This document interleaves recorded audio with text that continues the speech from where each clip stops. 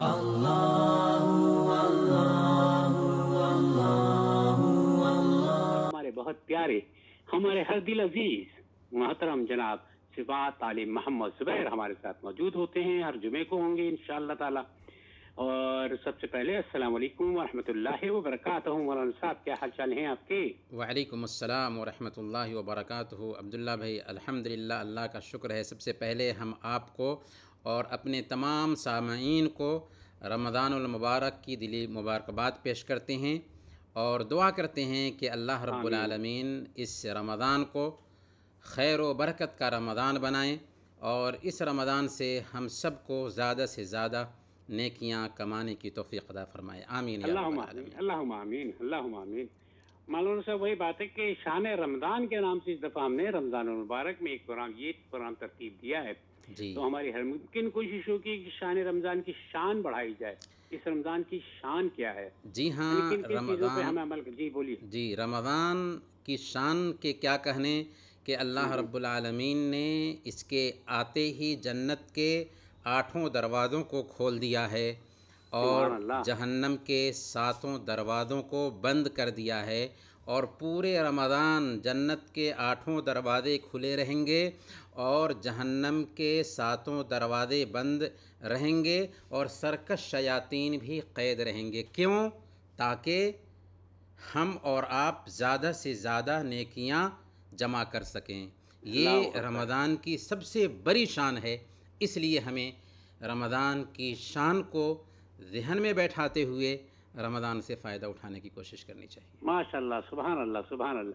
تو مولانا صاحب ایک چھوٹا سا وقفہ لیں گے، وقفے کے بعد جب ہم دوبارہ واپس آئیں گے تو اس کے بعد کیونکہ کووڈ آج کل لوگوں کو بتانا بھی بہت زیادہ ضروری ہوتا ہے، ایک آدھ فلیش ہمیں اپنے پروگرام میں بھی لگانی ہوتی ہے کہ لوگوں کو یہ سمجھانے کے لیے کہ کووڈ سے بچاؤ کی کیا کیا طریقے ہیں، ان بچاؤ سے بچانے کا طریقہ بھی ہمیں تھوڑا سا بتانا پڑتا ہے۔ اور وہی بات ہے، اس کے بعد پھر ہم ایک تمہیدی گفتگو شروع کریں گے جو آج تقوی کی حقیقت، جو روزے کی فرضیت کا مقصد ہے، جی اس کے بارے میں بات کریں گے چھوٹے سے وقفے کے بعد۔ جی ہاں تو مولانا صاحب وہی بات تقوی کی بات ہو رہی تھی، جی ہاں تو تمہیدی گفتگو کا آغاز کرتے ہیں۔ مولانا صفات علی محمد زبیر ہمارے ساتھ موجود ہیں، تقوی کی حقیقت جو روزے کی فرضیت کا مقصد ہے۔ مولانا صاحب جی ہاں، روزہ کا خلاصہ تقوی کا حصول ہے، یعنی ہم پر اللہ تعالیٰ نے روزہ اس لیے فرض کیا ہے تاکہ ہمارے اندر تقوی پیدا ہو سکے۔ اللہ نے کہا سورۃ البقرہ آیت نمبر 183، یا ایھا الذین آمنوا کتب علیکم الصیام کما کتب علی الذین من قبلکم لعلکم تتقون، کہ اے ایمان والو تم پر روزے فرض کیے گئے ہیں جس طرح تم سے پہلے لوگوں پر روزے فرض کیے گئے تھے۔ مقصد کیا ہے؟ تاکہ تمہارے اندر تقوی پیدا ہو سکے۔ گویا روزہ کا مقصد یہ ہے کہ ہم متقی بن جائیں، ہمارے اندر تقوی پیدا ہو جائے۔ آئیے سب سے پہلے ہم جانتے ہیں کہ تقوی ہے کیا چیز۔ تقوی ایک وسیع اور جامع لفظ ہے، البتہ موٹے لفظوں میں اگر ہم کہنا چاہیں تو کہہ سکتے ہیں کہ اللہ کا ڈر دل میں بسانے کا نام تقوی ہے۔ اللہ سے ڈر کر عبادت کی طرف زیادہ سے زیادہ رغبت رکھنا اور گناہوں سے بچنا اصل میں تقوی کی حقیقت ہے۔ اللہ نے جن کاموں سے روک دیا ہے بندہ ان سے اپنے آپ کو روک لے، اور جن کاموں کا حکم دیا ہے بندہ انہیں کرنے لگ جائے تو گویا اس نے تقوی اختیار کیا۔ اسی لیے حضرت علی بن ابی طالب رضی اللہ تعالیٰ عنہ تقوی کی تعریف کرتے ہوئے کہتے ہیں کہ التقوی ہی الخوف من الجلیل والعمل بالتنزیل والقناعۃ بالقلیل والاستعداد لیوم الرحیل، یعنی اللہ کا ڈر، شریعت کے مطابق عمل، کم پر قناعت اور آخرت کے دن کی تیاری، اگر یہ 4 چیزیں آ جائیں تو تقوی بنتا ہے۔ اللہ کا ڈر، شریعت کی مکمل تابعداری، کم پر قناعت اور آخرت کے دن کی تیاری۔ تقوی کی ایک تشریح وہ ہے جو حضرت ابو ہریرہ رضی اللہ تعالیٰ عنہ نے بتائی تھی، جب کہ ان سے پوچھا گیا تھا کہ تقوی کیا ہے، تو انہوں نے سائل پوچھنے والے سے کہا تھا کہ کیا آپ کو کسی کانٹے دار راستے سے گزرنے کا اتفاق ہوا؟ سائل نے کہا کہ ہاں، بارہا ایسا ہوا ہے۔ آپ نے پوچھا کہ وہاں سے آپ کیسے گزرے؟ تو پوچھنے والے نے کہا کہ اپنے دامن کو بچا بچا کر اس انداز میں گزرا کہ کہیں کانٹوں میں دامن الجھ نہ جائے۔ سبحان اللہ۔ تو حضرت ابو ہریرہ رضی اللہ تعالیٰ عنہ نے کہا کہ ذاک التقویٰ، یہی تقویٰ ہے۔ کیا مطلب؟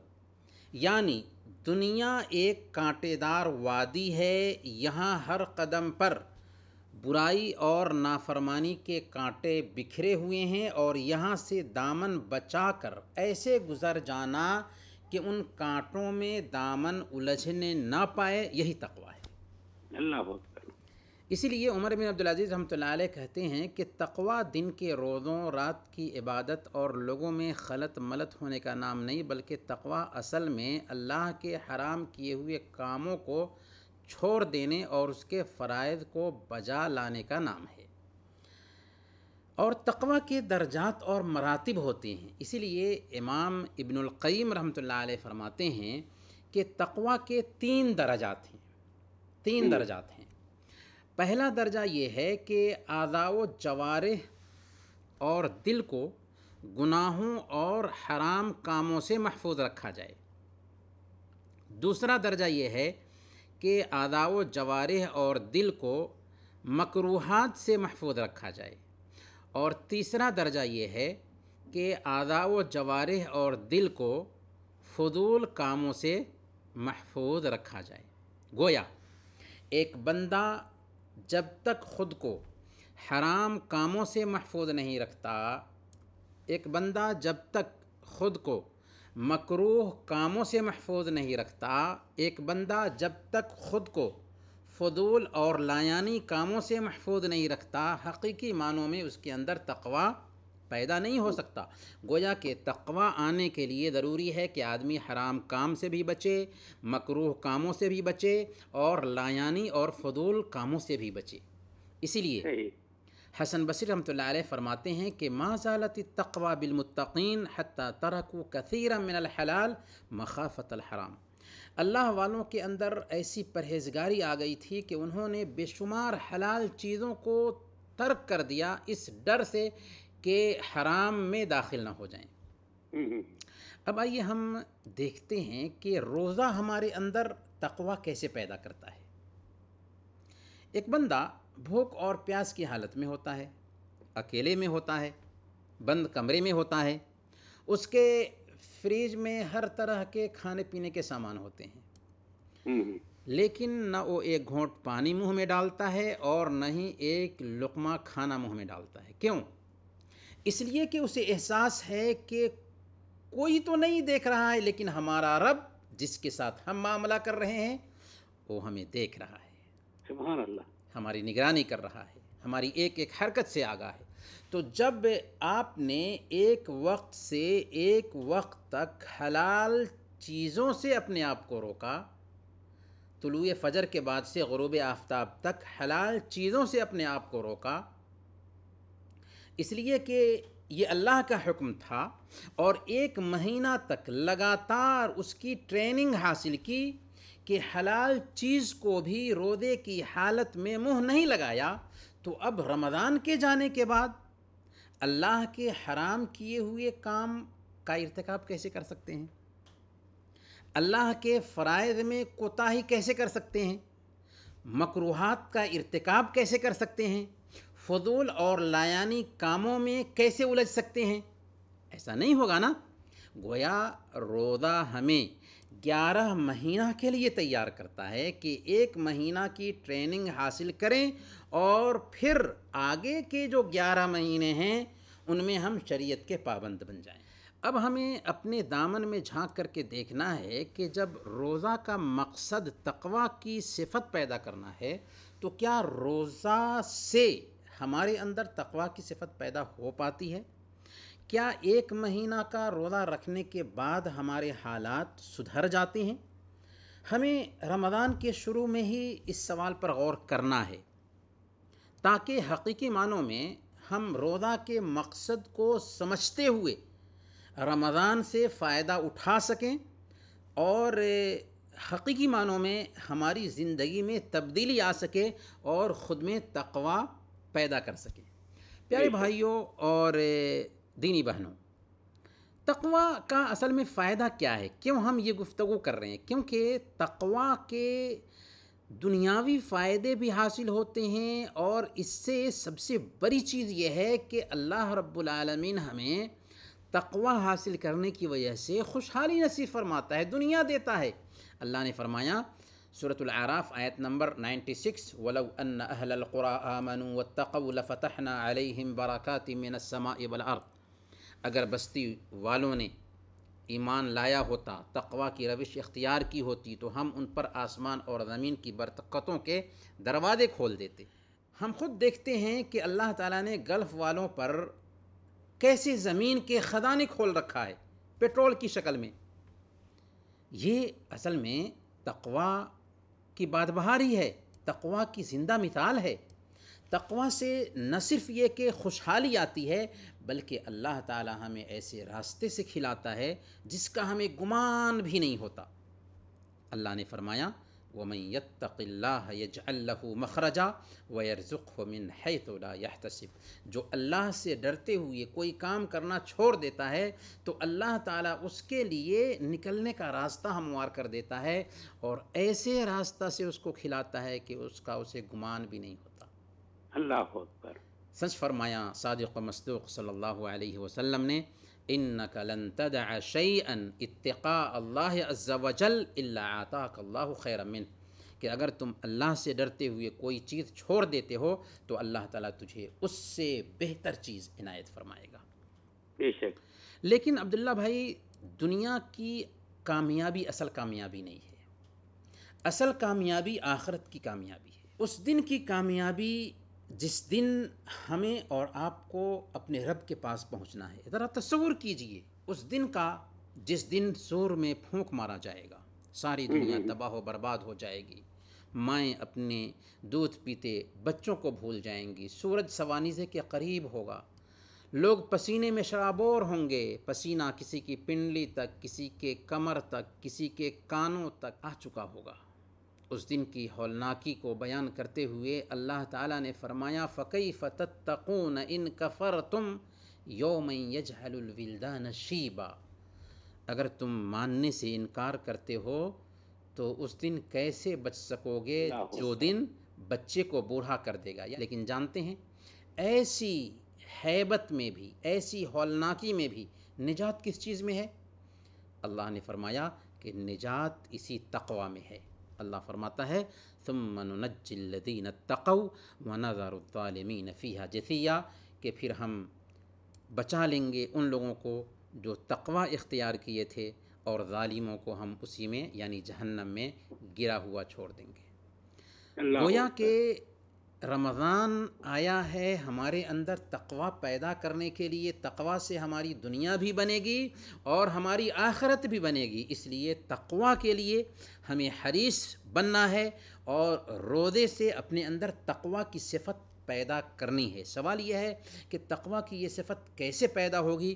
تو فرائض کی ادائیگی کریں، حرام کاموں سے خود کو بچائیں، نفس کو لگام دیں، قرآن کریم کی خوب سے خوب تلاوت کریں، نیک صحبت اختیار کریں، اللہ کی عظمت کو دل میں بیٹھائیں، خود میں اس کی نگرانی کا احساس پیدا کریں کہ ہم انسانوں سے تو چھپ سکتے ہیں لیکن اپنے رب سے نہیں چھپ سکتے۔ جس آدمی کے ذہن میں یہ بات ہوگی کہ ہر وقت اللہ رب العالمین کی ہمارے اوپر نگرانی ہو رہی ہے، اللہ رب العالمین کا کیمرہ لگا ہوا ہے، کیا وہ اللہ کی نافرمانی کرے گا؟ قطعاً نہیں۔ اللہ اکبر۔ جس دل میں یہ بات بیٹھ چکی ہو کہ اللہ تعالیٰ آنکھوں کی خیانت اور دلوں کے بھید کو بھی جانتا ہے، کیا وہ تقوی کے خلاف کوئی کام کرے گا؟ قطعاً نہیں، ہرگز نہیں۔ قطعاً نہیں، صحیح بات ہے۔ اللہ والوں کی زندگی کا مطالعہ کرنا چاہیے اور آخرت کو اپنے ذہن میں بیٹھائے رکھنا چاہیے، اور پھر اللہ رب العالمین سے دعا بھی کرتے رہنا چاہیے کہ وجعلنا للمتقین اماما، اے اللہ ہمیں متقیوں کا پیشوا بنا دے۔ اور ہم اپنی بات ختم کرتے ہیں اللہ کے نبی صلی اللہ علیہ وسلم کی اس دعا پر کہ اللہم آت نفسی تقواہا وزکھا انت خیر من زکاہا انت ولیہا و مولاہا، کہ اے اللہ تو میرے نفس کو تقوی عنایت فرما، اس کا تزکیہ فرما دے اور بہتر سے بہتر تزکیہ فرما دے، کیونکہ تو ہی اس کا ولی اور مالک ہے۔ دعا ہے کہ اللہ تعالی ہمیں تقوی نصیب فرمائے، آمین یا رب العالمین۔ اللہم آمین۔ اچھا مولانا صاحب ایک کال لیتے ہیں، اس کے بعد پھر ہم ایک وقفہ لیں گے۔ ہلو، جی السلام ہاں، علیکم۔ جی جناب، نام کیا ہے آپ کا؟ میرا نام مجو ہے، میں سلیبیا فارم سے بات کر رہا ہوں۔ مجو بھائی کیسے ہیں آپ؟ ٹھیک ہے الحمدللہ، اللہ کا شکر ہے، سب خوش رہا کریں، مسکراتے ہوئے اچھے لگتے ہیں مجو بھائی آپ۔ جی اللہ کا شکر الحمدللہ۔ اور آپ مولانا صاحب سے کیا پوچھیں گے؟ مولانا صاحب سے تھوڑا زکوٰۃ کے بارے میں پوچھنا تھا۔ جی بولیے۔ میرے کو 2 لڑکیاں ایک لڑکا ہے، میں ان لوگ 2 لڑکیاں کے لیے 2 پلاٹ کس کے اس کے رکھ دیا ہوں شادی کے لیے، وہ بیچ کے شادی کرنے کے لیے، تھوڑا گھر بننے کے لیے جو ایک 4 لاکھ تک میں یہ لیا تھا ایسے، تو پھر ابھی زکوٰۃ دینے کے لیے کیسا اس کے بارے میں؟ سونا تو ایک 7 تولے سونا ہے بس۔ 7 تولہ سونا ہے آپ کے پاس، اور 4 لاکھ تک کا مکان ہے جو بچوں کی جہیز کا ہے۔ گھر بننے کے لیے لیا تھا میں نے، جس کا اس کو جو ہے 2 لڑکیاں کو 2 بیچ کے شادی کرنے کے لیے ان کو ہے، تو اس کے بارے میں تھوڑا کیسا نکالنا چاہیے، بلکہ میں زکوٰۃ اس کے لیے تھوڑا معلوم کرنے کے لیے آپ کو کال کیا تھا۔ 4 لاکھ روپے آپ نے رکھا ہے بچوں کی شادی کے لیے؟ جی ہاں جی ہاں، جی ٹھیک ہے۔ ٹھیک ہو، بہت بہت شکریہ، اوکے۔ اگر ہمارے پاس میں 85 گرام سونا ہے، جس کی مقدار 7.5 تولہ ہم بھی سونا کہہ سکتے ہیں، تب زکوٰۃ آئے گی سونا پہ۔ اگر اس سے کم ہے تو زکوٰۃ نہیں آئے گی، البتہ ان کے پاس پیسے ہیں، اس ناحیے سے ان کے اوپر زکوٰۃ فرض ہوتی ہے۔ صحیح ہے۔ اگرچہ انہوں نے یہ پیسے بیٹی کی شادی کے لیے رکھا ہو، گھر بنانے کے لیے رکھا ہو، یا کسی بھی کام کے لیے رکھا ہو، صحیح۔ اب تک کہ وہ پیسے ہیں اور ان پیسوں پہ اگر سال گزر گیا ہے تو ان پیسوں پہ زکوٰۃ آتی ہے۔ بہت سارے بھائی یہ سوچتے ہیں کہ نہیں، ہم نے تو اس مقصد کے تحت اسے رکھا ہے۔ ٹھیک ہے، آپ نے اسے اس مقصد کے تحت رکھا ہے، لیکن اس پیسے پہ سال گزرا ہے، لہذا اس پیسے میں غریبوں کا بھی حق آ گیا، اس لیے غریبوں کے لیے ان کا جو حق ہے وہ نکال دیجئے، اس کے بعد اس پیسے کا جو مصرف ہے اس مصرف میں اسے خرچ کیجئے۔ اور حق غریبوں کا آخر کتنا نکلتا ہے؟ 2.5، بس 2.5% نکلتا ہے، معمولی رقم نکلتی ہے۔ اس لیے آپ پہ 4 لاکھ روپے کی زکوٰۃ نکال دیں، اس کے بعد جو پیسے بچتے ہیں اس پیسے کو جس مصرف میں استعمال کرنا ہے استعمال کریں۔ ٹھیک ہو گیا مولانا صاحب۔ تو سمے کرم اگر آپ بھی فون کرنا چاہتے ہیں تو ہمیں 22457588 پر فون کر کے مولانا صاحب سے رابطہ کر سکتے ہیں۔ مولانا صاحب چھوٹا سا وقفہ لیں گے، پھر کچھ سوالات ہیں بہت سارے جو پوچھنے آپ سے باقی ہیں وہ ضرور پوچھیں گے آپ سے، ٹھیک ہے مولانا صاحب؟ ذرا سے وقفے کے بعد۔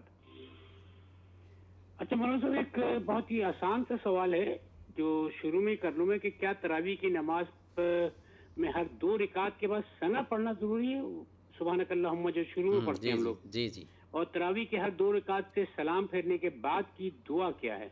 ہاں جی ہاں عبداللہ بھائی، تراویح کی ہر رکعت سے سلام پھیرنے کے بعد جب ہم دوسری رکعت کی شروعات کریں گے تو ثنا پڑھنا چاہیے، جس کو ہم دعائے استفتاح بھی کہتے ہیں، یعنی سورہ فاتحہ پڑھنے سے پہلے ثنا پڑھنا چاہیے۔ البتہ ثنا پڑھنا چاہے تراویح کی نماز میں ہو، فرض نماز میں ہو، یا عام سنتوں میں ہو، ثنا یا دعائے استفتاح پڑھنا سنت ہے۔ اگر پڑھ سکتے ہیں تو بہت اچھی بات ہے، پڑھنا چاہیے، لیکن اگر نہ پڑھ سکیں تو کوئی فرق نہیں پڑتا، البتہ پڑھنا افضل ہے۔ ہر رکعت میں ثنا سے مراد وہ سبحانک اللہم، جی ہاں وہ ہے نا؟ بالکل، سبحانک اللہم وبحمدک۔ جی جی جی۔ اچھا ایک سوال اور ہے، تراویح کی نماز گھر میں پڑھنا افضل ہے یا مسجد میں امام کے پیچھے باجماعت؟ جی، تراویح کی نماز اگر ہم گھر میں پڑھتے ہیں تو ایسا نہیں کہ گھر میں پڑھنے سے تراویح کی نماز نہیں ہوتی، تراویح کی نماز گھر میں بھی پڑھ سکتے ہیں۔ البتہ اس سلسلے میں قاعدہ یہ یاد رکھنا ہے کہ اگر کوئی نفلی نماز ہے تو اس نماز کو گھر میں پڑھنا افضل ہے، اور تراویح کی نماز بھی نفلی نمازوں میں سے ہی ہے۔ اور اللہ کے نبی صلی اللہ علیہ وسلم فرماتے ہیں، خیر صلاۃ المرء فی بیتہ الا المکتوبہ، ایک آدمی کی سب سے بہتر نماز اس کے گھر پر پڑھی گئی نماز ہے سوائے فرض نمازوں کے۔ لیکن تراویح کی نماز کی حالت کچھ اور بھی ہو جاتی ہے، کیونکہ اللہ کے نبی صلی اللہ علیہ وسلم نے اس نماز کی ادائیگی جماعت سے بھی فرمائی ہے، 3 دن تک صحابہ کرام کو جماعت سے پڑھایا ہے، اور یہ بات بھی کہہ دی کہ من قام مع الامام حتی ینصرف کتب لہ قیام لیلہ، کہ جو آدمی امام کے ساتھ قیام کیا یہاں تک کہ امام لوٹ جائے تو اسے پوری رات قیام کرنے کا ثواب ملتا ہے۔ اس حدیث کی بنیاد پر اگر ہم امام کے ساتھ تراویح کی نماز پڑھتے ہیں، جماعت سے تراویح کی نماز پڑھتے ہیں، تو اس کا مرتبہ بڑھ جاتا ہے، کیونکہ اگر ہم آدھا گھنٹہ ہی امام کے ساتھ تراویح کی نماز پڑھیں تو ہمیں پوری رات قیام کرنے کا ثواب ملتا ہے۔ اسی لیے بہت سارے بھائی جو امام کے ساتھ 4 رکعت پڑھتے ہیں اور نکل جاتے ہیں، 6 رکعت پڑھتے ہیں اور نکل جاتے ہیں، اچھا نہیں کرتے۔ حق یہ ہے کہ امام کے ساتھ مکمل تراویح کی نماز پڑھیں اور پھر فارغ ہوں امام کے ساتھ۔ اس کا فائدہ یہ ہوگا کہ اللہ کے نبی صلی اللہ علیہ وسلم کے فرمان کے مطابق پوری رات قیام کرنے کا ثواب ملے گا۔ اور عبداللہ بھائی، آپ ایک اور سوال جو پوچھے تھے، اس میں ایک دوسرا جو حصہ تھا کہ ایک بندہ تراویح کی نماز میں کیا، تراویح کی نماز کے بعد، تراویح کی نماز کے بعد کیا دعا پڑھے گا؟ دعا کیا پڑھے گا؟ صحیح ہے۔ تو تراویح کی نماز کے بعد کوئی ایسی دعا نہیں ہے، البتہ وطر کی نماز کے بعد جو ہے نا ایک دعا ہے، سبحان الملک القدوس، سبحان الملک القدوس، اور تیسری مرتبہ سبحان الملک القدوس ذرا بلند آواز سے کہیں گے، اور پھر کہیں گے رب الملائکۃ والروح۔ تو یہ وطر کی نماز کے بعد یہ دعا پڑھنی ہے۔ تراویح کی ہر رکعت کے بعد کوئی معمول کے حساب سے اللہ کے نبی صلی اللہ علیہ وسلم نے کچھ نہیں پڑھا ہے۔ اچھا مولانا صاحب، ایک بہت ہی آسان سا سوال بھی ہے، اور یہ تو عموماً لوگ پوچھتے رہتے ہیں کہ نماز میں خشوع و خضوع لانے کے لیے کیا کرنا چاہیے تاکہ ذہن ادھر ادھر بھٹکے نہ، منتشر نہ ہو۔ جی ہاں، بالکل، یہ بہت ہی اہم سوال ہے، اور خاص طور پر تراویح کی نماز کا اہتمام کرتے ہیں تو اس میں اس چیز کی ضرورت محسوس ہوتی ہے کہ ہمارا ذہن نماز میں لگا رہے اور ذہن ادھر ادھر منتشر نہ ہو۔ اس سلسلے میں سب سے پہلے ہمیں چاہیے کہ نماز کی تیاری کریں۔ اذان سنتے ہی ہم وضو کریں، اگر کچھ سنتیں ہیں تو گھر پہ سنت پڑھ لیں، اور فوراً مسجد جا کر کے نماز کی تیاری میں لگ جائیں، پہلے نمبر پر۔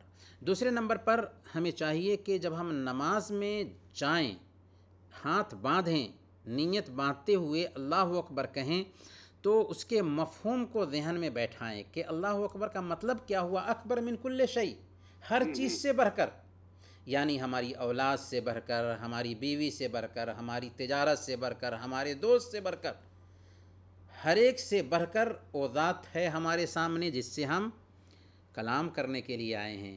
جب یہ خیال پیدا ہوگا تو ظاہر سی بات ہے کہ ہماری نماز کی کیفیت الگ ہو جائے گی۔ اسی طریقے سے جب ہم دعائیں پڑھ رہے ہوں، سورتیں پڑھ رہے ہوں، تو 2 کام وہاں پر کرنا ہے، ان کے معنی کو ہم جانتے ہوں اور ان میں غور بھی کریں، یعنی فہم بھی ہو اور تدبر بھی ہو۔ عام طور پر ہماری جو تلاوت ہوتی ہے رٹی رٹائی اور بے خیالی کی تلاوت ہوتی ہے، جس کی وجہ سے ذہن ادھر ادھر منتشر ہونے لگتا ہے۔ اگر ہم دعاؤں کے معنی کو جانتے ہوں گے، صورتوں کے معنی کو جانتے ہوں گے، اور پھر ان صورتوں اور دعاؤں پہ غور کرتے ہوئے پڑھیں گے نا، تو ذہن ادھر ادھر منتشر نہیں ہوگا۔ اور چوتھے نمبر پر نماز میں جائیں تو موت کو یاد کر لیں کہ شاید یہ نماز ہماری آخری نماز ثابت ہو۔ اسی لیے اللہ کے نبی صلی اللہ علیہ وسلم فرمایا کرتے تھے کہ اذکر الموت فی صلاتک، تم اپنی نماز میں موت کو یاد کر لو۔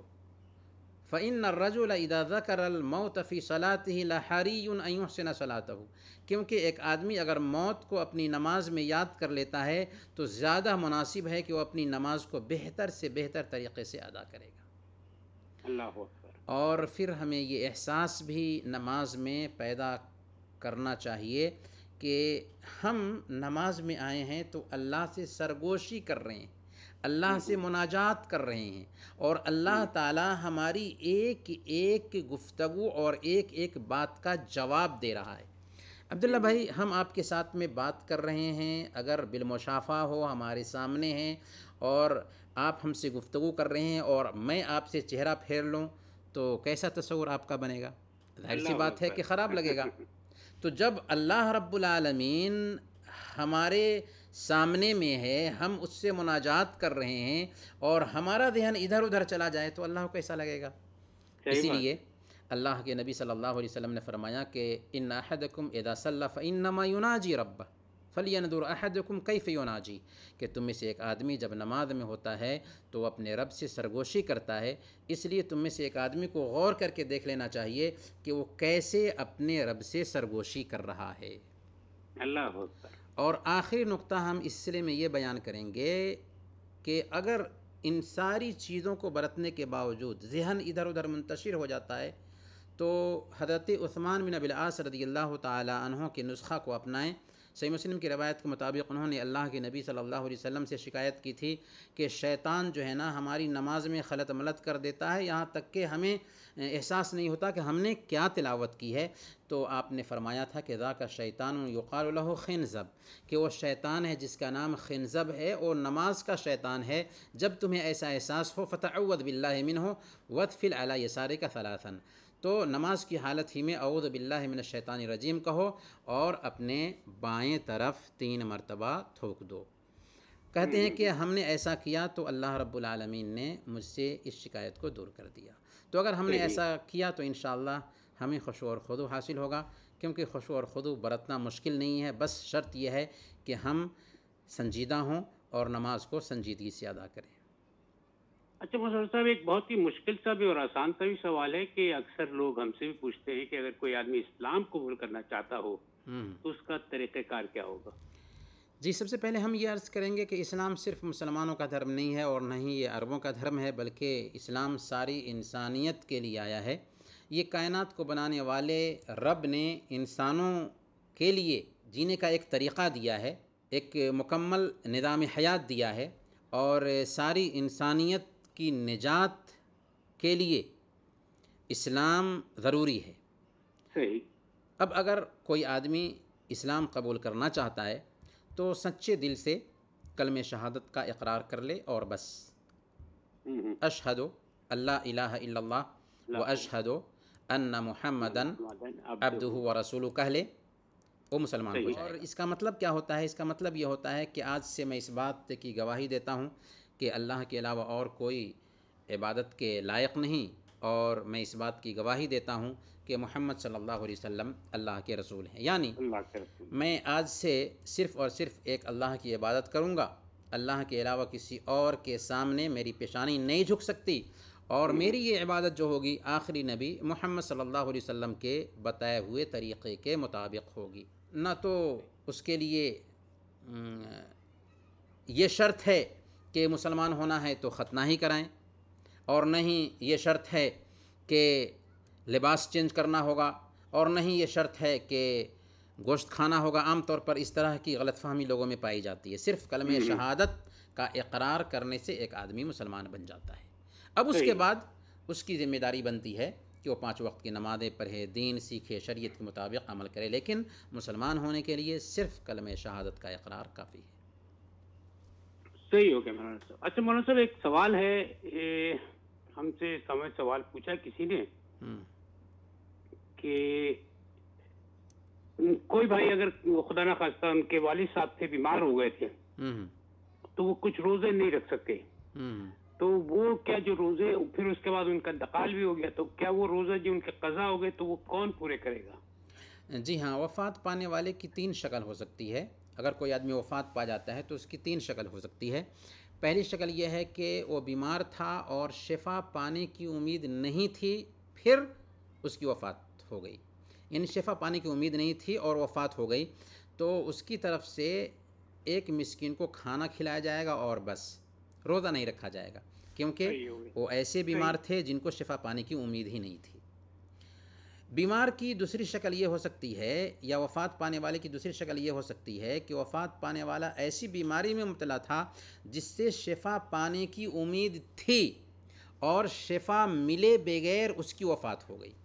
امید تھی شفا پانے کی اور شفا ملے بغیر اس کی وفات ہو گئی تو اس کی طرف سے روزہ رکھا جائے گا اور نہ ہی اس کی طرف سے کھلایا جائے گا، یعنی نہ تو روزہ رکھا جائے گا اور نہ ہی کھانا کھلایا جائے گا، کیونکہ شفا پانے کی ان کو جو ہے نا امید تھی اور شفا ملے بغیر ان کی وفات ہو گئی۔ صحیح ہو نقطہ واضح ہونا چاہیے کہ شفا پانے کی امید تھی اور شفا نہیں ملی اور وفات ہو گئی تو نہ تو ان کے روزے کی قضا ہے اور نہ ہی فدیہ ہے، نہ تو کھانا کھلانا ہے اور نہ ہی قضا کرنا ہے۔ وفات پانے والے کی تیسری شکل یہ ہو سکتی ہے کہ ان کو شفا پانے کی امید تھی اور شفا مل گئی اور شفا پانے کے بعد ان کو موقع بھی ملا، پھر اس کے بعد وہ وفات پائے، تو اب ان کی طرف سے ان کے گھر کے افراد روزہ رکھیں گے۔ صحیح بخاری کی روایت ہے، صحیح بخاری کی روایت ہے، اللہ کے نبی صلی اللہ علیہ وسلم نے ارشاد فرمایا کہ من مات وعلیہ صیام صام عنہ ولیہ، کہ جو وفات پا گیا اور اس پر روزے ہوں تو اس کے ولی اس کی طرف سے روزہ رکھیں گے۔ تو اب بھائی کو دیکھ لینا چاہیے کہ ان تین حالتوں میں سے ان کے والد کی کون سی حالت تھی، اس حساب سے وہ عمل کریں گے۔ اچھا مولانا صاحب، ایک سوال اور بھی ہے، اسی سے جڑا ہوا سوال ہے کہ کوئی کرونا کا پیشنٹ ہے اور روزہ نہیں رکھ رہا ہے، جیسے آج کل کے حالات چل رہے ہیں، جی، تو اس کی طرف سے ہاتھ کے ہاتھ کھانا کھلایا جا سکتا ہے یا پھر بعد میں قضا بھرنی پڑے گی اس کو؟ سب سے پہلے تو ہم یہ دعا کریں گے کہ اللہ تعالیٰ ایسے بھائیوں کو شفا عاجلہ کاملہ نصیب فرمائیں۔ البتہ اگر کرونا کا کوئی مریض ہے تو اس کے لیے روزہ ترک کرنے کی گنجائش ہے، کیونکہ اللہ تعالیٰ فرماتا ہے وَمَنْ كَانَ مَرِيضًا أَوْ عَلَىٰ سَفَرٍ فَعِدَّةٌ مِّنْ أَيَّامٍ أُخَرَ، کہ جو بیمار ہو یا سفر پر ہو تو دوسرے دنوں میں اس کی گنتی مکمل کر لے۔ تو کرونا کی حالت میں بھی روزہ رکھنا اس کے لیے مشکل ہے، اس لیے روزہ ترک کر سکتا ہے، البتہ دوسرے دنوں میں اس کی وہ قضا کریں گے، گویا کہ کھانا نہیں کھلایا جائے گا، بلکہ ان کو چونکہ شفا پانے کی امید ہے، اس لیے جب وہ صحت یاب ہوں گے تب ہی ان کے لیے ضروری ہوگا کہ ان چھوٹے ہوئے روزوں کی قضا کر لیں، البتہ وہ کھانا نہیں کھلائیں گے۔ صحیح ہو گیا جی، اچھا مولانا صاحب، آخر میں بس چلتے چلتے اتنا سا ضرور بتا جائے کہ بہت ہی کہ رمضان کی ایک ایک لمحے سے فائدہ کیسے اٹھایا جائے؟ ہمارے پاس کوئی 2 منٹ ہے تقریباً۔ جی، اللہ کا شکر ہے کہ اللہ تعالیٰ نے ایک مرتبہ پھر ہماری زندگی میں رمضان لوٹا دیا ہے، پتہ نہیں کہ اگلے سال یہ رمضان ہمیں ملے یا نہ ملے، اس لیے ہمیں چاہیے کہ اس کے ایک ایک لمحہ سے فائدہ اٹھائیں، اور اس سلسلے میں اگر ہم 2 کام کر لیتے ہیں تو پورے طور پر رمضان کی برکتوں کو سمیٹ سکیں گے۔ سب سے پہلے نمبر پر روزہ کو خراب کرنے والی جو چیزیں بھی ہیں ان سے اپنے آپ کو بچائیں، خاص طور پر سوشل میڈیا، ضرورت کے تحت ہی سوشل میڈیا کا استعمال کریں، بیکاری اور لایانی چیزوں سے اپنے آپ کو بچائیں، اس میں مشغول نہ رکھیں۔ اگر ہم سوشل میڈیا پہ وقت صرف کریں گے تو ظاہر سی بات ہے کہ رمضان کی برکتوں سے ہم اپنے آپ کو محروم کر لیں گے، یہ پہلی بات ہے۔ دوسری بات یہ ہے کہ پلاننگ کر کے نیکی کے جو کام کرنے ہیں وہ رمضان میں کریں، نمازوں کی پابندی کریں، تراویح کا اہتمام کریں، قرآن کی تلاوت کریں، صدقات و خیرات کا اہتمام کریں، زیادہ سے زیادہ دعا کریں، ذکر کریں، استغفار کا اہتمام کریں، یہی سارے کام ہیں جو رمضان میں ہمیں کرنے ہیں۔ البتہ اگر ہم پلاننگ کے ساتھ میں ان کاموں کو ترتیب دیں گے اور سوچیں گے کہ ہمارا کون سا کام ہوا ہے، کون سا کام باقی ہے، تو انشاءاللہ ہم پورے رمضان اچھے طریقے سے رمضان سے فائدہ اٹھا سکیں گے۔ ماشاءاللہ، سبحان اللہ۔ مولانا صاحب، اگلے جمعے کو پھر حاضر ہوں گے سامعین کرام، اس وقت تک کے لیے اجازت دیجیے۔